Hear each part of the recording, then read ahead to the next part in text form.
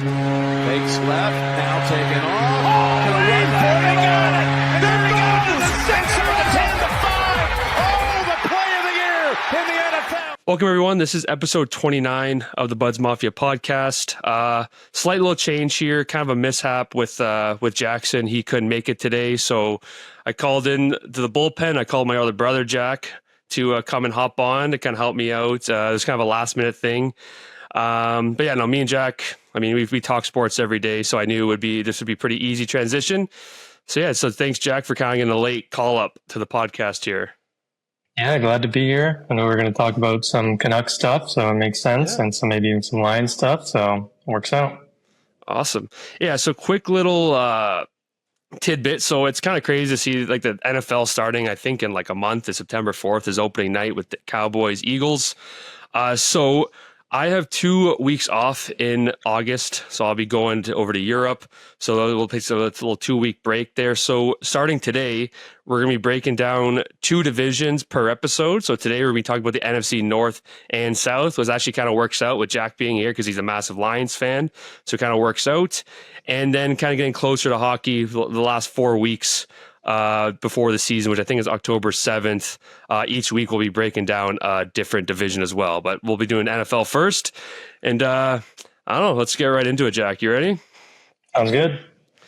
So yeah, first little tidbit here, a couple signings, couple RFA signings. One was Kaapo Kakko. He was kind of headed towards arbitration, but kind of like last minute. It seemed like they found a deal. I signed a 3-year, a 4.525 AAV deal. I don't know about you, but I don't know what the kind of mishap was. It seems like if this was a deal all along, I was surprised it was even heading towards arbitration. I know obviously he wasn't the best in New York, found a new home in Seattle. He didn't like light it up in Seattle, but 30 points in like 50 games. He's still like 21, 22. So I don't know. Maybe he wanted an 8-year deal. They only wanted to do a 1-year deal type of thing, but I think it's a great number for both teams. I'm kind of shocked at kind of why it took so long. That's what I was thinking too. I figured maybe they both wanted a long-term deal and they were way off and they realized, oh wait, okay, let's just do a quick bridge. And then if you're able to prove it and you're able to keep it up, then we'll extend you to something longer. But yeah, I mean, 3 by 4.5, I think every team probably would have done that for a guy like Kakko. Yeah. And I mean, no offense to Seattle, but they're just not a team. I think I do not see anything different coming out of Seattle this season. Like, to me, even though the Islanders are on the rise, I guess with Schaefer, they're kind of like the Islanders of the West. I just don't really care about them. They had a good run in their second year, but now, I mean, they have some bright spots. Beniers had a down year. You got to think he's going to have a better second year or a third year. Shane Wright had a very underrated kind of sophomore season. I think he had like 44 points. So hopefully he can crack that 50, 60 point mark. But I mean, where salary cap is going, and they definitely have the space. I was shocked that it took so long. I'm sure they were looking at like a 1-year, $3 million deal. And maybe he wanted like a, I don't know, 5 by 5, something like that. But yeah, I mean, where the Seattle is, I'm shocked that it took so long, but I think it's a great deal for both sides. Yeah, for sure. Yeah, they kind of have a bunch of good depth, but no real studs on the team. I think they need to play some of their younger guys more, like Shane Wright. He was playing like, I don't know, 13 minutes a night for a long time. Yeah. So I think you got to play those guys more because the older guys aren't going to be able to get it done for them. No, like I think starting in September, I'll be doing my team previews, and that's kind of what I said for Seattle is like, yeah, Shane Wright, I mean, 44 points, I think it was like 13-ish minutes, something like that, like you said. I think it's time to kind of let the reins off, play him that 17, 18 minutes. Same thing with Beniers. I'm not sure who Kakko played with. I think he might have played with Beniers. I'm not sure. But like again, like I think even when they made the playoffs a few years ago, when they beat Colorado, I think every team was saying they have like 4 second lines, which sometimes that can work, but you need that game breaker. I don't think Beniers will be that guy. I think ideally you want Shane Wright to become what he was supposed to become or still hoping to become, and Beniers would be that elite second line center. And then I think you got a team. But yeah, I still think they're going to be, I don't know. I don't think they'll be last in the Pacific. I still think they'll be San Jose, but I have Seattle probably 7th in the Pacific. Yeah, I agree. I think they need to trade McCann, probably a couple other older guys, maybe on the D-core as well. But, you know, they're not competing for the cup anytime soon with some of these guys. So you might as well retool. Exactly. Moving on to a deal that, I mean, I love it for the team and the player, but definitely caught me by surprise, the Jackson Blake deal with Carolina. So he signed an 8-year, 5.625 AAV deal, but with deferred money, which I still don't understand the deferred money. But anyways, he makes, towards the cap, he makes $5.1 million, and that doesn't start till the 26-27 season. I mean, I know it's early. I know he had one season. I think last year he had 37 points, almost played in every single game. In the playoffs, he had 3-3, 6 points in 15 games, which may seem like little, but as a rookie, I think he actually looked really good in playoffs and towards the end of the season. Yeah, after 1 year, I know people think it's crazy. Maybe even for him, for how good he can become, but even for the cap is going, even if he stays at 40, 50 points, $5 million isn't that crazy for a 40, 50 point player, where his potential honestly could be 60, 65 plus. Yeah, for sure. For me, it seems like one of those deals where if you haven't made the playoffs yet, maybe you want to bet on one of these young guys because if it hits one of these contracts, then it's a huge payout. But like Carolina, you're already set up so well. Seems like a weird deal to make, in my opinion, for both the player and the team. But yeah, it definitely is. If he hits, then they're golden, right? So yeah, we'll see. It was a little shocking to me that Carolina would take a risk like that when they're already set up pretty well.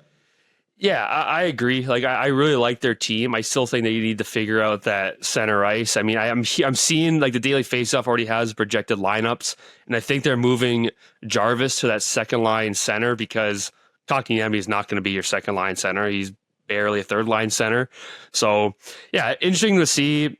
Yeah, I think he can really pan out to be a solid 60, maybe 65 point player.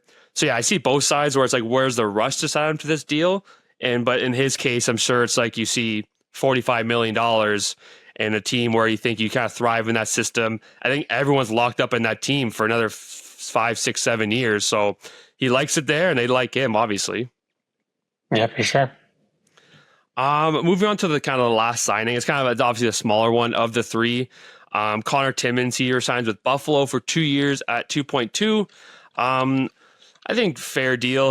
I think we've always talked about in Toronto. I've always liked him in Toronto. I think our decor has significantly got better over the last year or so. So clearly their issue's always been they've had 6 left-handed defensemen, and they finally got 2 right-handed defensemen this offseason with Kesserling and Connor Timmins. I think he's a solid 6 kind of pair, or the 60 men. I do like it for them. Obviously now you have Kesserling as well. But yeah, I have a few buddies that are Buffalo fans. I know you do as well. Kind of, where do you think, like, I think every single year on paper, I've always liked this team. I think if you look at their team on paper, they're a team who could be a wild card team. I think, again, if you look at stats and the potential of each player, they could be that team. But to me, it's either 8th in the Atlantic or maybe pushing for that last wild card spot. Yeah, like it's kind of weird because if I look at all of their draft picks kind of individually or something like that, I don't hate what they're doing necessarily, but I don't know, they're just so mediocre. Yeah. And unless everyone takes a huge step, I don't see how they're ever going to compete with Tampa, Florida, and Toronto anytime soon, really. Like it's a star-driven league. Thompson's good, Dahlin's good, and they have a bunch of like solid players around that, but I just don't see them being competitive anytime soon, to be honest. And now with Ottawa and Detroit and maybe even like Columbus in the East kind of moving up before them. Yeah. I'm Montreal not sure. too. Like bad. it's just, Montreal. Yeah. Like I think it's looking bad for Buffalo. Yeah. Like it's again, if you look at it on paper, like I said, like it's crazy the numbers that Pekka Luukkonen's putting up on this team. Like it's very solid stats, like 2.5 and around 905, 910 save percentage like every year. Their decor, I mean, I think we talked about it. I actually like that Peterka trade, getting a right-handed shot defenseman and Doan. So now you have, I know they like putting Dahlin with Byram, which I think Byram's okay with playing the offside, or Byram or Dahlin is. Then you have Owen Power with Kesserling, and then you have maybe Samuelson, who maybe hasn't turned out the way they thought he was. I'm hearing maybe a buyout is in the future with him, but still, you never know. He's still young. And now you have Connor Timmins, and then obviously you can say you have Tage Thompson. Maybe Benson can take the jump. Maybe Kulich can take that jump. But then, yeah, like obviously I like Alex Tuck, Josh Norris, if he can play 80 games, but we haven't seen that in 5-6 years. So it's just like, yeah, I think fully healthy, they can maybe push to close to a wild card team. Maybe had a season like Calgary did last year, but they are going to be fighting with Boston to me to be at the bottom of the Atlantic. Yeah, I agree. Yeah. Moving on, it's a little bit of news around the league. No surprise here. I think we kind of heard this for a while, but Porter Martoni going to Michigan State. They lost out on Gab McKenna, but I mean, they got Cade Lindstrom and Porter Martoni. I think that's going to be unbelievable for them. I know you listened to the Lazarus pod. I think it's great for the game. I know he thinks the CHL shouldn't look at it as you're losing players because they're still going to get drafted to these teams. They're still going to have 2, maybe even 3 dominant years. But I just think at the end of the day, I think the players are going to just be so much better when they become pros. It's no secret that the NCAA is better competition than the CHL. And I just think it's just better for the league. And I think Porter Martoni is just going to become way just more developed before heading to Philadelphia. Yeah, for sure. And I mean, we saw with Korchinski, right? He was too good for the CHL, but not good enough for the NHL, but he couldn't go to the AHL. So they played him in the NHL and he probably wasn't ready. If he had that college availability, that would have been a perfect stepping stone for him.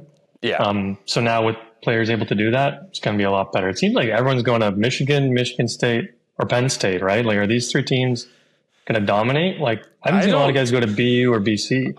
I haven't seen any go to B. I mean, I'm sure there's a ton. Like I looked at, I think Sportsnet has like a NCAA CHL tracker, and there is a lot more. There's like 100. There's like a lot more than you think, but not all of them are getting announced. But yeah, like Luke Misa is going to, I think, Penn State. Jackson Smith, the 11th overall defenseman, I think Columbus is going to Penn State. Obviously, Kane Lindstrom, Martone's going to Michigan State. I don't know. I know Michigan State's always been a good hockey team, and they have a solid program. But Penn State, like I don't even think they were D1 a few years ago. Like it's crazy. It's just how it's just the funders, right? They can have the money, and then they can figure it out, right? So Penn State's going to be a wagon. Michigan State's going to be a wagon, and I'm excited to see kind of what's next. I'm curious to see like maybe DuPont next season, right? Or 2 years from now does the same thing. Like he is putting on like he was like over a point a game in the WHL as a 16-year-old defenseman, which is fucking insane. So why doesn't he do the same thing? He might even get more money, honestly. Like he's like the Gavin McKenna for a defenseman. Yeah, have we ever seen like an underage guy like a Celebrini or an Eichel going into their draft year, but as a defenseman? Like we've never really seen that, right? So maybe DuPont could be the first one. Yeah, I love that.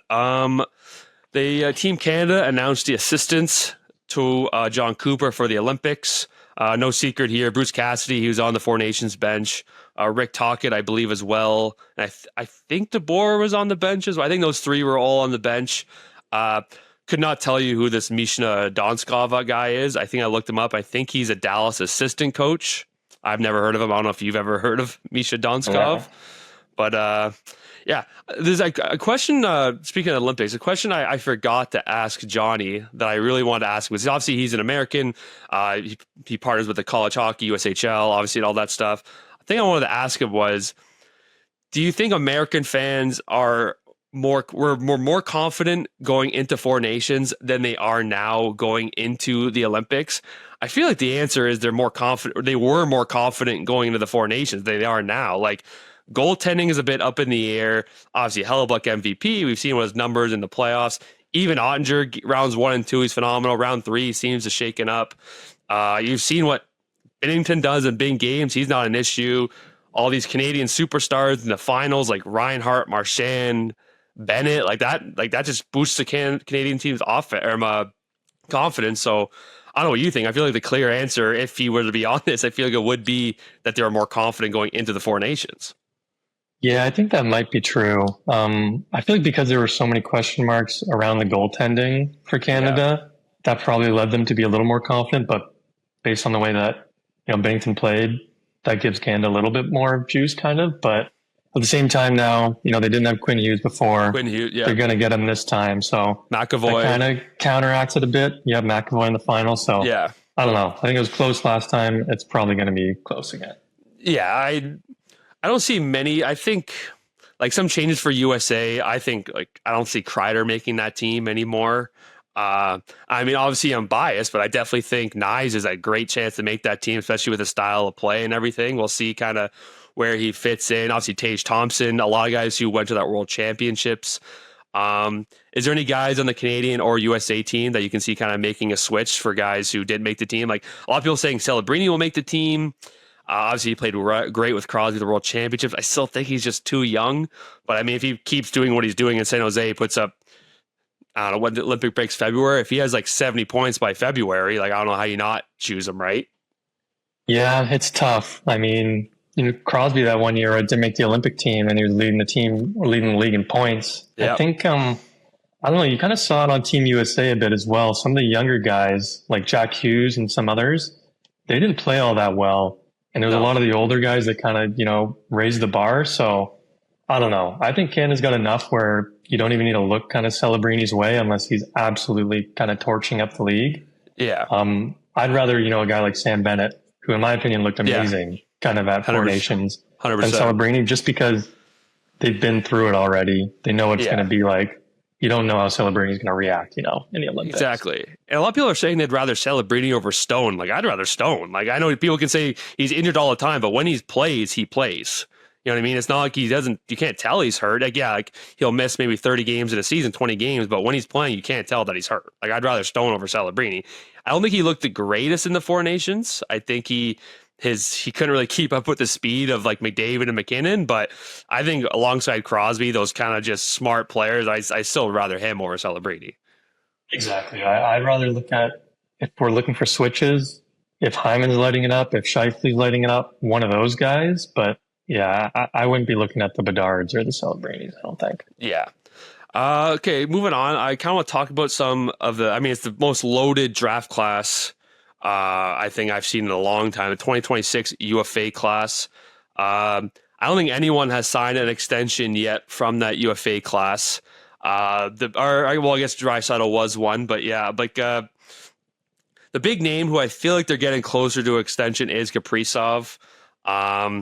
It seems like it's going to be an 8x15. I think the owner even said like last year, they said he's not going anywhere. No one's going to pay him more than we can. They had the Parisi and Suter contracts off the books. So he was the MVP favorite before he got hurt. Like he had like almost 60 points in like 35 games. I think you can make the case as the top 5 player in the league. I have him as my MVP favorite going the next season. I was hoping Minnesota was going to beat Vegas. I thought they were the better team through games 1 to 6. Yeah, I mean, if he accepts an 8x15, I think that's great for them. I think you lock up a star. Minnesota, he's already the Wild's best player of all time. I think it's hard not to say that. Their highest point player was Mikko Koivu, and he had like 70, and he's had like 110. So, yeah, I mean, I think that gets done by 8x15, no doubt. What do you think? Yeah, I mean, when healthy, he's debatably better than Pasta and Cooch, so he might be the best winger in the league. If I'm Minnesota, I'd lock him up for whatever he wants. I mean, he's the only relevant player you've had in a long time. Yeah. And even like coming off the injury in the playoffs, he still looked pretty good in that first series. 2 points a game. Yeah, no, 100%. Yeah, so I think that'd be you're in no cap space. I mean, you're in no cap issue now. Like, I mean, Faber, people are kind of dogging that contract now, but if you saw how he played in 4 Nations, I don't care how many points he puts up. I think he's incredible. Even if he puts up 40, 50 a year, I think he's awesome. Obviously, you have Zeev Buium coming up. He didn't look the greatest in the playoffs, but I'm pretty confident he's going to have a six rookie year. And now going into the Rossi situation, I heard they don't want to go over 6, and he wants over 7. He's such a silky player. He could be a really good second-line center. I think he'd be even better cup-winning third-line center. Again, he had 60 points. He's just so small. He's like 5'9".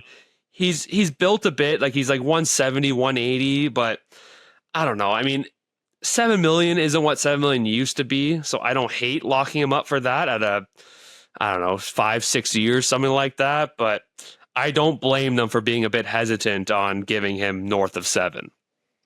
Yeah, I'm surprised. Like, are they not able, they don't want to bridge either? Like, he definitely seems like a candidate where it would make sense, because he's only had like one really good season where give him a year or two. Let's see if he proves it, then give him the contract. Because, like you said, they're not in a cap problem right now. No. I would just kind of give him that chance to prove it. Like, you think like a 3x7, like similar to what Granlund signed, like kind of like that? Or you think a bit more, 4x7.5? Like, I probably wouldn't go that high. Like I think 6 is honestly fair for the bridge. Like if they were offering him 8 years by 6 million, I wouldn't take that if I was him. No, yeah. Especially if he believes in himself. But 6 million for less years, I think that makes sense. Yeah, and I don't know. Like, do you see his potential of being like, I don't know, we don't watch many Wild games, but do you see his potential of being like a cup winning second line center? Like, I just don't see that. I think he'd be an unbelievable third line center. I know maybe you got to play that more physical style of game, but I can see him being, like, again, he's just so small, but like I watch him play and he's strong on his feet. He's obviously very silky. He can play on any kind of power play. He can move up and down the lineup. But yeah, I just don't know if you can pay a guy like that second line type center money. I mean, when's the last time a second line center was that size and won the cup or went far, right? No, yeah. Probably have to go back pretty far. Like even centerman's that small in general. Like Tyler Johnson, is he the last guy kind of that height to get it done? And he was the third line center? Yeah, he wasn't. Center? They went to the finals with him as a second line center, but I don't know. You got to think, like, when you go to the finals and winning, I know it sounds like it's so completely different things. Like, you look at Florida, like their third line center is Anton Lundell, who's like 6'2", 6'3". Like, I just don't think and it's just the fact that he's a center. If he was a winger, I think you can kind of push for that second line, but a center is just so crucial to be a bit larger. And you can argue saying Braden Point. I know he kind of played center sometimes with Stamkos. He plays center now, I think. I know him and Gensel kind of switch off and on, but also if you put up 50 goals, I think that's a bit different. But if your career high is 60, even if you kind of push that 70, I just don't know if you're kind of a Stanley Cup winning second line centerman. I agree. That's why I think it makes sense for both sides. Bridge him. Let's see if he can develop a little bit more bite to his game, and if he can continue proving it, then it would make sense to do a long extension. Yeah. Another free agent next season, even though I've heard the conversation has actually gone pretty well. Kyle Connor, Frank Zervali says he kind of pegs that contract somewhere in the $11 to $12 million range. I mean, he's almost a lock to get 80 points, 40 goals. I mean, I don't know how he's done the playoffs. I still think he's done pretty solid in the playoffs. He carried them in the first round. He was lighting it up in the first round. Oh, geez, he had 17 points, 13 games. Yeah, and he's just around point a game last few seasons. Yeah, 97 points last year, 41 goals. When you hear that name, you don't really think of $11, $12 million. But if you really look at the numbers, like last few seasons, he's gotten 85, 95 plus points. Winnipeg has trouble getting stars, and if you can get him at an 8-year, 11 by 11 and a half, 11, maybe even 12, I think you just have to do it. I mean, I don't think they're in any cap situation.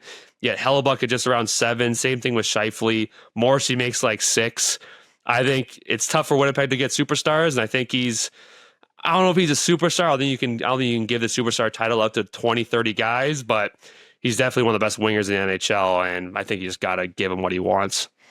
I mean, what does Nylander make? Like 11 and a half? I would say he's extremely comparable to Nylander, both his regular 100%. Season and postseason numbers, right? Yeah. So that makes perfect sense. Yeah, I completely agree. A trade that is actually kind of nice that you're on because McTavish trades, and we were kind of texting back and forth about this. I've always loved McTavish ever since World Juniors, seeing him drafted. I think he has very high potential. I don't know about a first line center, but I think he can be a very above average, cup champion, second line center. I love the way he plays, leadership. He's had some injuries last few years, but when he's on, he's clutch. I love the way he plays, and you can kind of see, I don't know if he's getting phased out or I think he's getting phased out. I think, obviously Leo Carlsson looks like a number one center in the future for them. Cutter Gauthier on the wing. I think he's going to have a monster season this year. I think he's so good in the back end. You have, you just drafted Roger McQueen, who's at center. You have Bennett Seneca or whatever his name is. You just signed Granlund. I don't know if it's they want to sign him to an 8-year deal or he doesn't want to sign long-term because he doesn't see himself fitting there. They want to sign him to a quick little bridge deal, but he doesn't want a bridge deal. I'm curious kind of what the whole situation is there. Kind of, I've heard he's a little iffy about that whole situation, which I don't blame him, but I don't know. I think you can get a haul for this kid, but I also don't hate them for keeping him as well. Like a bundle of centers isn't the worst thing in the world. Yeah. To me, especially you just traded Zegras. You kind of need a second line center of the future. He fits that hole perfectly. And like, I mean, I get that like the coach situation wasn't great last year, but you bring in Quenneville. If I'm him, I would want to give this year a shot and see, Yeah, I agree. What it's like, because to me, it seems like a perfect fit. He seems like he's projecting to be exactly that, a good second line center. So I don't know. If I'm them, I would like to ride out this year, like both sides. I would like to see if that works. Yeah. Like, and also, like, I drafted Roger McQueen. He could be a second line center, but he might not come up for another 2 years, 3 years, right? So if you sign for a bridge deal or maybe even a 4 or 5 year deal, and then, Roger McQueen comes in, you can trade McTavish for a monster package. Yeah, I just don't see the rush. I think if a team can snag him like Vancouver, I think I posted a video the other day about Montreal. I think Montreal will be a perfect fit for him. They've been looking for that second line center. I love Kirby Dach, but I think with injuries and just confidence, I don't think he's a second line center anymore. I don't know what Montreal could give up, but I'm sure they can find something. But also I heard Vancouver rumors. I know Vancouver's in the mix, but I think you would agree you would like. I mean, obviously, Hedl, I think, has the potential to be a second line center. I think with injuries, I just think that derails him, but I do think he has tons of talent. I saw this package, which I know you hate this package from Vancouver. It's Tom Willander, Niels Höglander, and a 2026 unprotected first rounder. Kind of tell me why you just kind of hate and despise that deal. I mean, the Canucks might be bad next year. Like, they might be really bad. Yeah. And I don't think you can be trading away the unprotected first when you have, Gavin McKenna and even that second guy, right? That defenseman Veroff. Like, I wouldn't be trading the first for anything, next year. I would trade for McTavish. I think realistically, the age and the timeline makes very little sense for Vancouver to do it. But it's more so get Quinn Hughes to re-sign. We need to, put a good team out there so he tries to resign. And if that means trying to fill that hole with McTavish, then I would do that. And then if Quinn Hughes doesn't resign, I would trade McTavish instantly right back, right? Yeah. That's the only reason I would do it. And I'd be willing to trade basically any player and pick that isn't the first rounder that didn't play on the team consistently last year. Lekkerimäki, Willander, someone like that. I would do that for McTavish. Yeah. Who would you rather keep between Willander or Lekkerimäki? I mean, we have so many wingers. Yeah. So I think it's going to be really tough for Lekkerimäki to get any substantial ice time, even though I'd want to give him that. But just because I think the team wouldn't give him that ice time, then I would trade him. Yeah. Yeah. I love the way Willander plays. I think just, again, a right-handed shot defenseman, big, strong. I think those are hard to come by. And I think Lekkerimäki has potential. I still think he can have a good season if he could kind of get some top 6 minutes this coming year. But yeah, I think if you had to choose one, I think you'd rather keep Willander. I think if you had to choose. Yeah, just the right shot D-man, more valuable than the winger. Yeah. Moving on to the last little bit of hockey talk here. Some Leafs news. They're desperately still trying to, I shouldn't say desperately, they're still trying to get a top 6 winger. They could let this ride into the season. I'm keep hearing that they would like to get something done before the season starts, before camp. Obviously, we're in Roslovic rumors, which I do like. I don't think he's a game breaker, but I do think he'll just kind of fit that role for right now, for the beginning of the season, night one. I'm hearing a lot of Bryan Rust rumors, which I would love. I don't know. I think the Leafs have to give up a lot. This guy is incredibly underrated. He still put up a point a game last year on a shitty Penguins team, or near point a game. He had 65 points, 31 goals in 71 games last year for Pittsburgh. He has 3 years left at just over $5 million. I don't know what the Leafs would have to give up. Like, I'm okay with giving up Cowan, but at the same time, like, I've heard about this kid for so long. I would love to just give him a shot finally. Like, we kind of talked about the whole college thing previously. I think Cowan would definitely benefit from that. He was way too good for London in the OHL. But yeah, what's the kind of future package you see for the Leafs if they wanted to try and get Bryan Rust? I think he'd fit perfectly on that right wing on that first line. I don't know if they have the assets to get a Bryan Rust, to be honest. Like, I think he's a first round pick and a decent prospect. It's kind of because of his talent and that contract that he has. It's pretty good. I would imagine the Pens could get more than just Cowan straight up, maybe like Cowan in the second. I think the Pens could do better than that. If you're the Leafs, I think it could make sense. I'd rather them just do something like go into the season with Cowan, see what you got, and if you think you need more, make that move at the deadline. Like I think their roster is already good enough to compete for the top of the Atlantic. So why rush and trade a guy like Cowan when you don't even know what he's like at the NHL? Yeah. That being said, Rust would be the perfect fit for what Toronto needs right now. But I'd go in with Cowan. Yeah, would you spend the rest of the cap? I think they have like around 2.2, 2.5. If you can get Roslovic or maybe because I know they're still trying to trade Kampf and Yarncroke, which I think would free up a lot of cap. I think Kampf makes like 2.4, which is criminal, and Yarncroke makes like 1.5, 1.8. So you got rid of both of those guys, free up 3.5, 4 million in cap. Would you then sign maybe Roslovic to, I don't know, a 3x3? It seems like he's not making a lot, maybe not asking for a lot. Maybe on a weaker team, you can probably get over 4.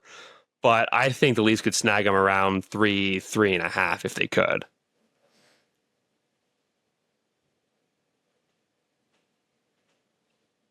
Here, I think I lost you there. Yeah, I can hear you. I think I would. Like I said, I think it makes more sense not to make that splash move right now. But a guy like Roslovic, you can kind of play up and down the lineup.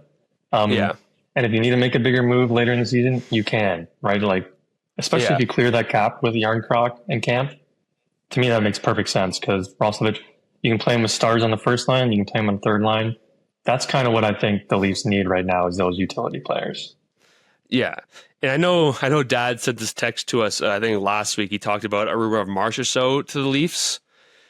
I don't hate that. I don't like his contract. I think he has 3 years left at 8. I mean, Conn Smythe winner, Cup champion.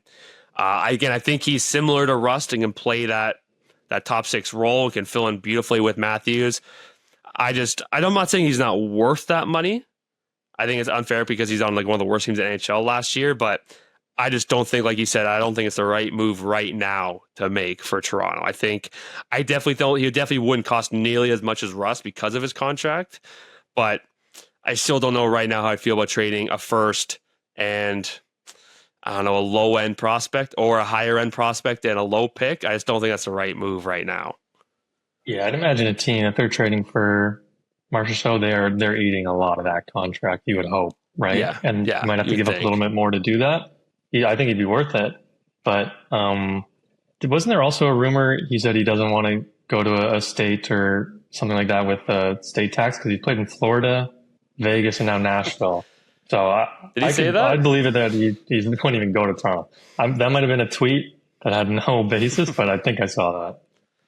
I mean, I don't blame him. I mean, he must have a no move clause as well. I feel like Nashville overpaid a little. I should say overpaid, but I feel like they definitely did something like that. But yeah, I definitely rather Rust over Marchessault, but Rust will definitely cost a lot more. But I'm okay with going into this roster or with this roster going into the season. I'm curious where Cowan fits. I feel like you just have to play him top 6 right away because I love a third line of Waugh, Joshua, and maybe a McMahon. Then second line you run with Michelli, Nylander, and Tavares, and first line probably Domi on that wing with Nyes and Matthews. Do I love Domi on that wing? Not the biggest fan. Maybe you can play Michelli on his off wing, then do Domi on the left side of Nylander and Tavares. I think Willie and Domi have some good chemistry together. But what's the kind of line combination do you see kind of going into the next season if they run with Cowan? Yeah, I'm not sure. Like, I think you got to see where he's at in like preseason or something like that to see if he has any kind of chemistry with Matthews or something like that. I'd be shocked if he's playing in the top 6 immediately. Like only studs do that, right? On bad teams typically. Yeah. So we'll see. I would hope he's starting on the 3rd or 4th line and just understands the NHL game first. Can Michelli, does he only play the left side? He can't play the right? He could probably play the right. I mean, I think he can kind of go up and down the lineup. Like, I think he's always really played the left with Utah and Arizona, but I think he can play that right side with Nyes and Matthews. I also think Nyes could also switch over too. I think they can kind of do their own thing, but I wouldn't hate a top line of that. And then second line of Domi, Nylander, and Tavares. Then third line of Cowan, Waugh, and maybe Joshua or McMahon. I love having McMahon or Joshua on the fourth line. I think the depth of the Leafs have gone a lot better. I think Tree Living has done the best as what he could have with the circumstance with Marner and everything. And I think going into the season with flexibility of maybe trading Yarncroke and Camp, getting some more cap space. I'm okay with them going into the preseason and training camp with the roster they got right now. Also, I'm hearing that this Danforth kid is going to be a stud. Apparently, he's doing really good at the World Junior Showcase right now. Leafs haven't really had an exciting defenseman prospect probably since Riley. I've been hearing about Niemela for a while now, but I think he's like 26. I don't think he's cracking the roster anytime soon. But yeah, I don't know how much you've heard about the Ben Danforth guy, but apparently he's a truck. Apparently he's a great leader, and hopefully not next year, but maybe the next few years he can make a crack at the Leafs roster.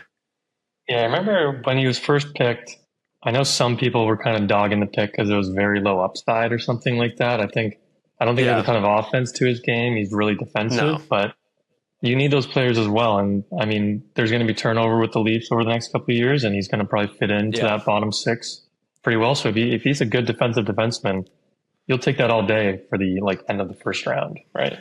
100%. That's it for the hockey. We're gonna switch over to the NFL.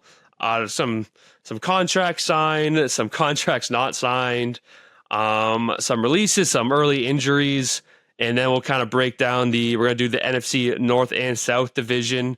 But first off, I want to talk. I know you've listened to a few episodes, but Jackson absolutely always rips on the Bengals. It seems like, I don't know if did you hear the owner talk about the holdout with Shamar Stewart, who did sign the contract before we recorded this. He was the last first round pick to sign. But did you kind of hear about what the owner said about the whole situation? Yeah, it was basically had nothing to do with on-field stuff, right? It was like if you go to prison or something like that happens off the field, then we don't want to pay you the money. That's what it was, right? Yeah, basically, exactly. So I'll kind of read it out. It's about, it seems like nowadays in the NFL, it's all about the guaranteed money. That's basically all it is. He says, if we get a player who does something unacceptable, guess what? I don't want to pay him. I really don't. If he's sitting in jail, I don't think I have to pay him. Which, I mean, hey, I guess that's fair. But, I mean, your defense was absolutely atrocious last year. You would score 30, 40 points and then lose in the fourth quarter. I mean, it seems like it's the guaranteed money, but it's finally got done. But I definitely just feel like down the road, we're seeing with having the same thing with Trey Hendrickson. Apparently, he's not, the contract they've offered him is zero guaranteed money past year one, which I think is absurd. Yeah, it's kind of weird, especially with the Stewart situation. If that was the whole sticking point, right? Like, you don't want to give him guaranteed money if he's in prison or something like that. I mean, I guess I can kind of get at that if I'm the owner, but at the same time, if I'd rather have my first round pick on the field during mini camps and have that risk and get, with the team, getting snaps with the team. Whenever these holdouts happen, these players are rusty and it takes them a while to get started. I'd much rather just, give them the money, but it's not my money. So. Yeah. And I don't so I have beef with the NFL training camps. I hate looking at all the tweets. It'll be the same guy. I don't know if you know who Don Kleiman is, or Dov Kleiman. Do you see him on Twitter?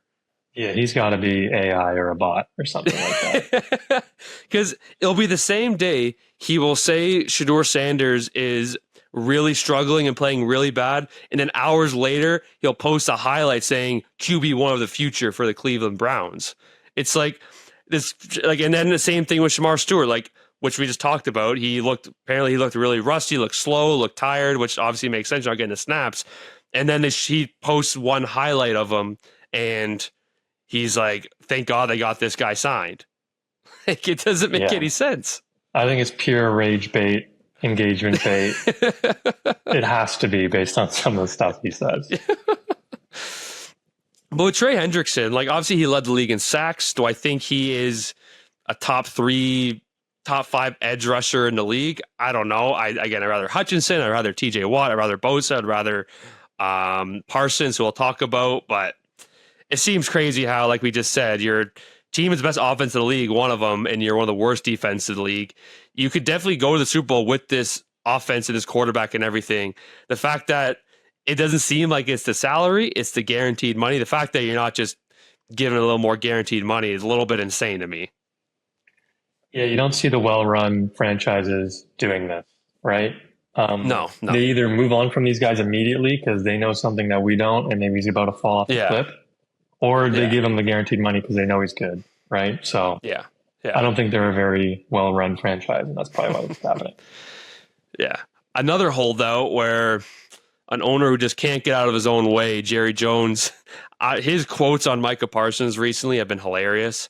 He says, just because we sign him doesn't mean we're going to have him. He was hurt 6 games last year. He also said a quote, I think it was, they had the holdout with CeeDee Lamb last year, and I think the fans were chanting for CeeDee Lamb, and the teams were doing the same thing for Micah Parsons this training camp. And Jerry Jones said, well, the chants for CeeDee Lamb last year were louder than these year's chants. And it just seems like, I don't know, I feel like I'd rather have Micah Parsons over Trey Hendrickson. I think he's an incredible athlete. I don't know how the Cowboys will do this year. I still think every year seems like they're a guaranteed 12-5, 11-6 team. But he seems like your most valuable player. I don't know what is the holdout. I don't know. I think Bosa and Watt make around $40 million around there. I could be wrong. I think he's in that ballpark. I know they both have defensive player of the years. I think he could get there as well. I think he's just a shy below Bosa. I think he's with injuries. He could have had one already, but I don't know what the hell's going on in that situation as well. Again, I don't think the Cowboys have been run very well for a while now. So this doesn't surprise me. I think Jerry Jones, he's doing whatever he wants to do, getting up there in age. So I think he's a bit of a menace. He is definitely a menace. He just can't get out of his own way. And obviously he just runs off the dynasty of the 90s. And yeah, again, like I said, they don't have many down years. They had, it seems like every year they're a 10+ win team. They're always going to make the wild card game or above. But it's just their ownership and management. They're just kind of just ruining that team. Yeah, it's the Jerry show, and it's going to be that way. And he's honestly living the dream, right, as an owner, but I don't think it's working out too well. No.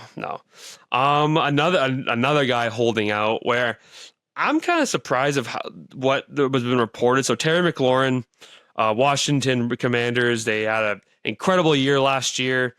I love him as a receiver. I don't know where I have him in the receivers in the league, but reportedly he wants north of $33 million a year.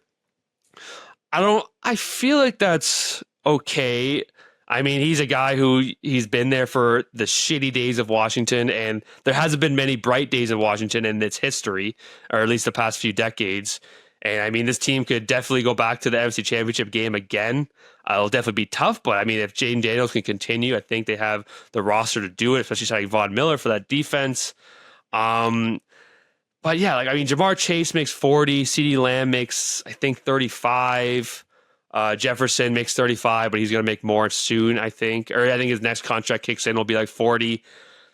I don't know. He's a great receiver. I think he had around 1,100 yards last year, maybe around 10 touchdowns, just under 10 touchdowns. He's a great receiver. I don't know if I have him top 10. I think there's a lot of great receivers above him, but I don't know. Would you pay this guy $33 million or north of that?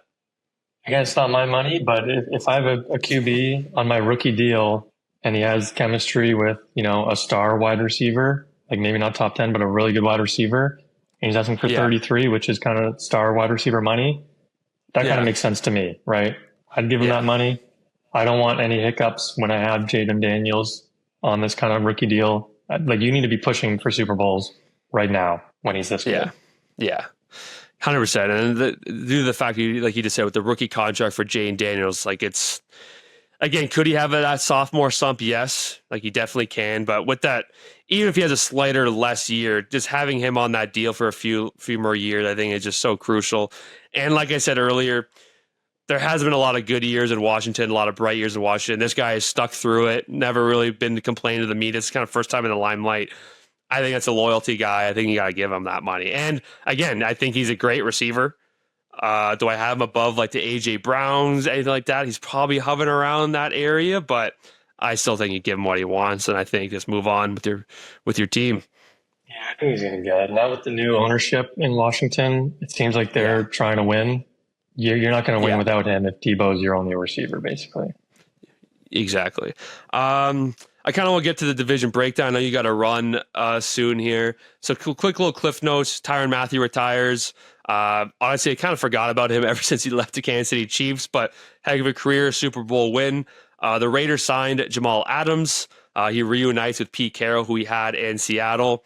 Same kind of thing. He went from the Jets, obviously a dominant player of the Jets, requested a trade. Basically, all he wanted to go to Seattle. Went to Seattle, succumb injuries, but he's back in Oakland, and I'm excited to see what Oakland can do this year. Russell Wilson has been named the starting quarterback. I'm not too surprised. I think that's great for them. Kind of let Jackson Dart witness or just kind of see kind of how Russell Wilson does things, kind of just go through training camp, go through practices a full year. I don't think he's ready, but I think he has a bright future.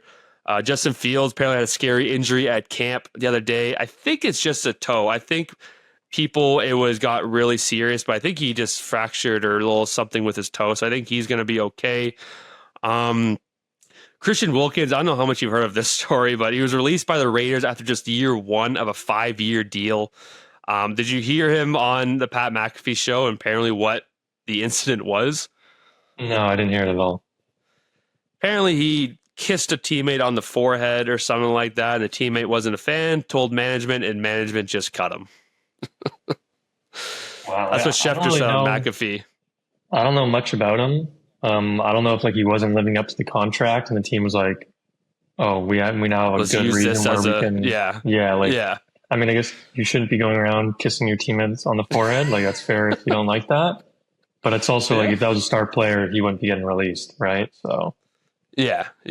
I think I never thought about it. I think it's a good point too. I think he had obviously Vegas in general didn't have the best year, but I think he personally didn't kind of live up to his expectations. He had a massive contract, and I think you kind of look at it as we can kind of use this, but it's also maybe that incident as well. But last two signs we'll talk about: Rashawn Slater, 4-year, $114 million deal with the Chargers. I think he's now the highest paid O-lineman in the league. Congrats to him. And as well, Cortland Sutton, 4-year, $92 million contract, resigned with the Denver Broncos. Now, finally, let's get into the division breakdowns, starting with the NFC North. Like I said, it's perfect to have you in because you've always been a Detroit Lions fans. My friends have always said, is he really a Detroit Lions fan? I'm like, he's always been a Detroit Lions fan. You've witnessed a lot of dog days, but now it's Super Bowl or bust basically every year for the next few years and the past few years. Last year they finished 15-2. Minnesota finished 14-3. Green Bay finished 11-6, and the Bears rounded out the division at 5-12. Kind of, do you think there's any movement up and down those standings for that division? And do you kind of see it's still the Lions division to lose, basically? I think it's the Lions to lose. That being said, last year they definitely did not have a hard schedule. Now that they won the division, it's going to be tougher this year. That being said, the biggest turnover they had really was probably, they obviously lost their coordinators. We'll see how that affects them. They lost their starting center, who is a stud, Frank Ragnow. He retired. Frank Ragnow, yep. So that's a big loss. And they lost a couple pieces on defense, like their starting cornerback. So we'll see if that affects them. And then if Aiden Hutchinson is able to bounce back, he was on an absolute tear at the beginning of last year. And, they didn't have him for over half the year, right? So if we had a full season of Aiden Hutchinson and maybe a couple of bad things from all the other things I said, I still see them as being, kind of the top of this division. I could see the Vikings moving down, if you're moving away from Bradford to, Darnold over to JJ McCarthy. There's going to be growing pains there. Green Bay, they've always been good. I think Jordan Love's good. I just think their receivers, they got a bunch of kind of mid to decent receivers, but no studs. Yeah.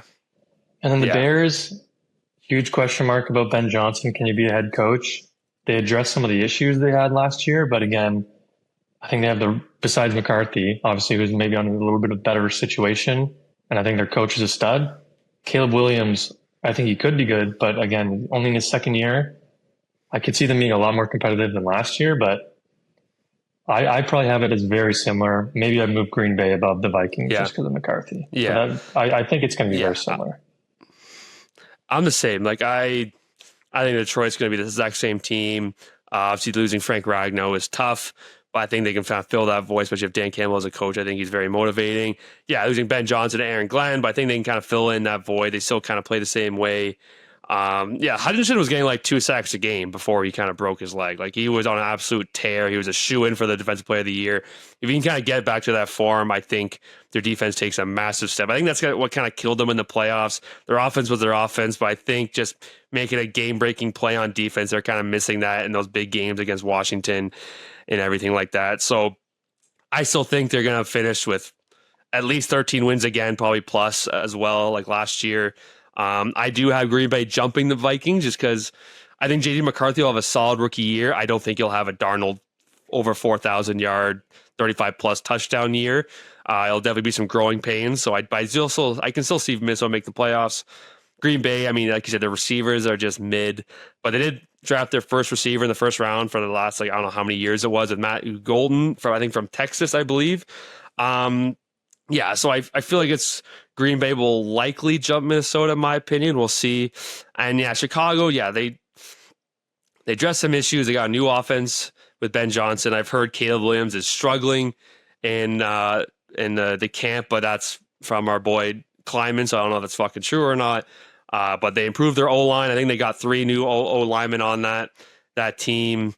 So we'll see. I definitely think the Bears will have a better year. I think they can maybe push for 7 to 8 wins, but I don't think they're going to be close to 10. And I think Green Bay will likely jump the Vikings in that division.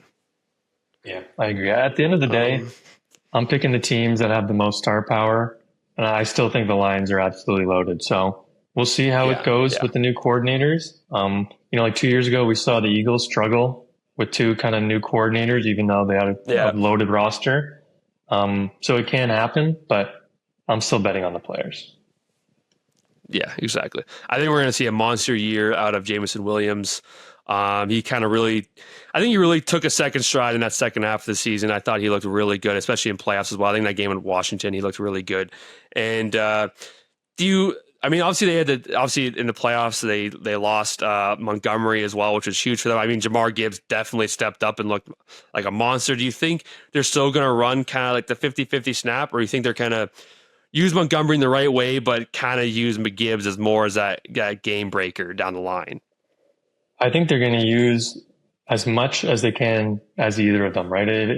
If Montgomery's still running well, like Dan Campbell absolutely loves that guy. So, and he played well, right? So if he's still playing well, that just opens up so many opportunities for Gibbs. Like he's absolutely breaking 100-yard runs. Like maybe it takes away a couple of his carries, but at the end of the day, I don't think it honestly will affect his like stats too much because he's going to be so fresh coming off the field. So we'll see. I could 100% see like Montgomery taking, 2 or 3 less snaps a game, and those are all going to Gibbs. I think Campbell loves this guy so much. So if he didn't have a big fall off, I think it's going to be pretty 50-50. Yeah, I agree. I know you got to run soon. Are you able to talk about the NFC South, or do you got to go? Yeah, let's talk about the South. Awesome. Yeah, so NFC South, I mean, it's definitely probably the least talked about division. I mean, I think Tampa Bay has won it the last 5-6 years, arguably more. But Tampa Bay won the division last year at 10-7. Falcons were 8-9. Panthers 5-12. Saints 5-12. There's not much more to say in this division. I think the Buccaneers are by far the best team. The Falcons could have a really good offense. I mean, obviously with Penix, I think he had a very solid kind of second half of the season when he kind of got put in for Kirk. Pitts is an incredible athlete at the tight end position, but he has yet to break out. Is it this year's time? Same thing with Bijan. I think Bijan's an incredible athlete, incredible running back, but they've been kind of waiting for that dominant, Saquon, Ezekiel Elliott type year, which I think a lot of running backs are saying it's coming. So their offense could be elite. I think their defense kind of struggled, but I don't see a lot of changes in this division. I do like Carolina. I think that second half of the season, they really kind of turn it around, and Bryce Young really looked like the first overall pick, like he was. They got that McMillan, who's like a 6'4" athletic wide receiver monster. So I don't see a lot of changes in that division. I still think Tampa Bay is absolutely loaded. Baker's going to have another great year. But I could see maybe the Panthers kind of pushing for that second spot. Neither of them playoffs, in my opinion, like Falcons or Panthers, but I still think we're going to see it. That division will be maybe a little bit competitive over the last few years like it hasn't been. Yeah, I agree. I think, maybe you give the Panthers 2 more wins compared to last year. Bryce Young did look a lot better. Yeah. Don't know if I can name a single defender on that team. I think that's one of their bigger issues. That being said, I think the Saints, they might be the worst team in the league this year. Like, I think they're going to absolutely 100%. stink. So I think they could, take some of the wins that the Saints would have had. So I agree. I think it's going to be the exact same order. Like, who's the Saints quarterback? Is it still Rattler? Like, I don't even know who it is. Couldn't tell you. I know they drafted that guy in the second. Was it in the second round? Was it? I forget. But I have no idea who their starting quarterback is. Yeah. They drafted quarterback, which people were surprised over Shador, but yeah, I don't know I couldn't tell you. I mean, obviously still have Chris Olave, who maybe we could see be a trade for him, but obviously he's had really bad concussion issues, so we'll see what happens with him. But yeah, I don't know if you have anything else to say. I appreciate Jack coming on. It's kind of a last minute thing. It was fun talking to you about all this, and maybe we can, if the Lions or Canucks make a run next season, hopefully we can have you back on and discuss that. Yeah, that sounds good. Thanks for having me. Awesome. Thanks, Jack. Yeah. Thanks, Jack, for hopping on. Again, it's kind of a last minute type thing. There's kind of miscommunication between me and Jackson. So again, a lot of my sports knowledge does come from him. We've been talking sports ever since we were kids, and we still text every day. So it was a pretty easy decision for him to be the first guy I go to. His visual quality might have not been the best, so I may get absolutely fucking flamed in the chat and everything. He was filming on his iPad, but nonetheless, I really appreciate him coming on. Not much to talk about. Round it up here. Next week, we'll be talking about the NFC East and West, and Jackson will be back for that. Unless he kind of fucks up and forgets his schedule again. No offense. But wrapping up with the PGA, the 3M Open was over this weekend. Kurt Kitayama took over the win after kind of a stressful last hole there, but he finished it off, got it done. I didn't watch a ton of it, but all I do know is that I beat Jackson once again. I had Wyndham Clark, who finished 12th.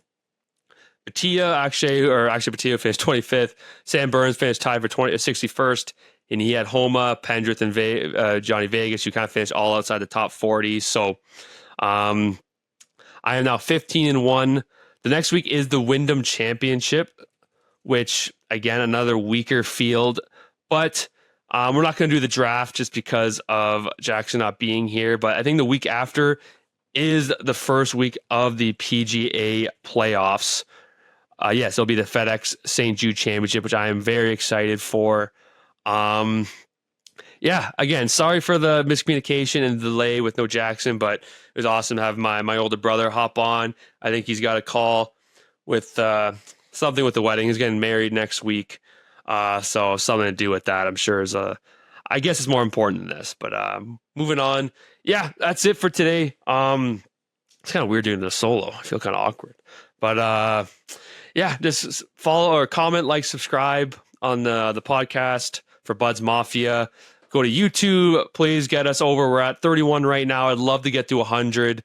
I don't know what the goal would be. I think it's crazy to say by the start of the season. I think that's kind of messed up, but who knows? If we can get to 100 by October, November, I think that would be awesome. Spotify, comment, like, subscribe, same thing. And go check out Buds and Pucks on Twitter, Instagram, X, and TikTok. And follow the gang, join around. Again, we're going to be breaking down the divisions up until opening night. And take care and comment, like, subscribe again. Fakes left, now taken off.